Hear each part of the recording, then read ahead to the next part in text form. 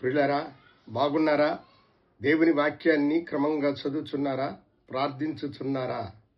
నేటి ధ్యాన వాక్యము 119వ కీర్తన 54వ వచనం.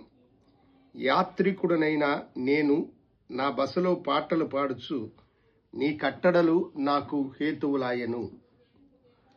యాత్రికుడనైన నేను నా బసలో పాటలు పాడుచు నీ కట్టడలు నాకు హేతువులాయెను అని దైవజనుడైనటువంటి దావీదు ఈ మాటలను చెప్పుచూ ఉన్నాడు. ఆంధ్రక్రైస్తవ కీర్తనల పాటల పుస్తకంలో ఇదే మూలవాక్యముగా వ్రాయబడి ఉండడము మనము చూడవచ్చు. దేవుడు ఆంధ్రక్రైస్తవులకు ఇచ్చినటువంటి ఒక మహా గొప్ప బహుమానమే ఆంధ్రక్రైస్తవ కీర్తనలు. ఈ కీర్తనలన్నిటిలో కూడా దేవుడు తన దాసుల యొక్క సాక్ష్యమును ఉంచాడు. వారు అనుభవపూర్వకంగా దేవుని పాదముల యొద్ద కనిపెట్టుకున్న వారు ఈ పాటలను రాసినారు. ఈ మాట నేనెందుకు చెప్పుచున్నానంటే, ఇటీవలే ఒక సెలబ్రిటీ దైవజనులు ఆంధ్రక్రైస్తవ కీర్తనల రాగాలన్నీ కూడా సినిమా రాగాలుగా ఉంటున్నాయి అన్నటువంటి విమర్శను ఆయన పోతూ తన మాటల్లో ఉంచారు. ఆంధ్రక్రైస్తవ కీర్తనలు పూర్వము నుండే మనకున్నటువంటివి. అసలు ఆయన చెప్పినటువంటి పాట కూడా అది ఆంధ్రక్రైస్తవ కీర్తనలోని పాట కాదు.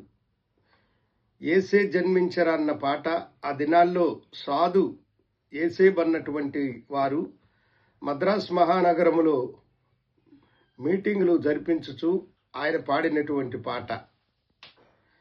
సరే, దేవుని బిడ్డలైనటువంటి వారు ఈ కీర్తనల ద్వారా ఎంతో ఆశీర్వదించబడినటువంటి వారు.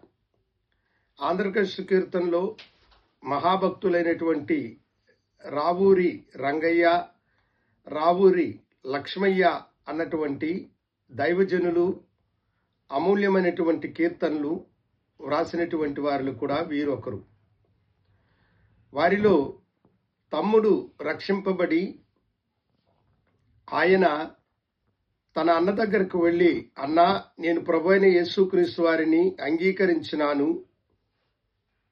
అన్నా, మన యేసు కన్నా రక్షకుడు లేడన్నా అని లక్ష్మయ్య అన్న తమ్ముడు అన్నతో చెప్పాడు.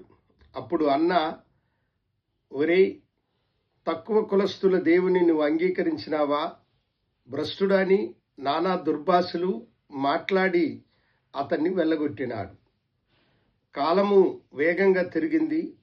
అన్న యేసు ప్రేమను రుచి చూచినాడు. యేసు ప్రేమ అతని హృదయమును నింపింది గనుక తన పాపములను ప్రభు దగ్గర ఒప్పుకొని తన తమ్ముని దర్శించడానికి వచ్చి ఆ రంగయ్య అన్నటువంటి అన్న తమ్ముని చూసి, ఈలాటిదా యేసు ప్రేమ, నన్ను తోలనాడక తన జాలి చూపినదా అని పాడుతూ ప్రభుని గణపరిచిన ఆ కీర్తన యేసు ప్రేమ ఎంత అమూల్యమైనదో తెలుపుతుంది. కనుక ప్రభునందు ప్రియమైన దేవుని బిడలారా, కాలక్రమాన ఎన్నో రచయితలు చక్కటి దేవుని పాటలను రాస్తూ ఉన్నారు. ఎక్కడో ఒకటి రెండు పొరపాట్లు జరిగి ఉండొచ్చు, కానీ దైవాత్మ చేత రాయబడిన ప్రతి కీర్తన దేవుణ్ణి స్తుతించి గణపరచడమే. అందులో ప్రథమ స్థానము ఎప్పుడు కూడా ఆంధ్రక్రైస్తవ కీర్తనలకే. చక్కగా పాత పాటలను మర్చిపోకుండా పాడి ప్రభుని గణపరచండి. ప్రభు మిమ్మలను మీ సంఘాలను దీవించునుగాక. దైవాశీస్సులు. ఆమేన్.